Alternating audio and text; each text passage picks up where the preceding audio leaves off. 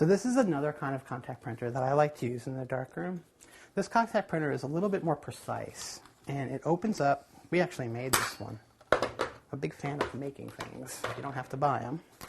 And with this one, essentially, your negatives would go in here, and they get closed down with your photographic paper in there, or paper that you've coated already.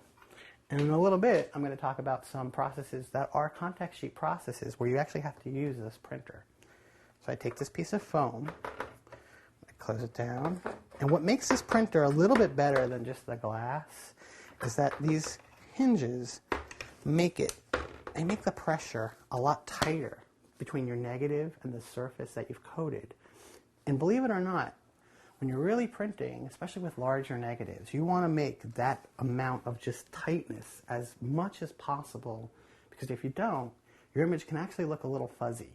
And again, it goes back to, if you're doing all this the right way, you want to keep it right rather than wasting your time and fudging a little bit.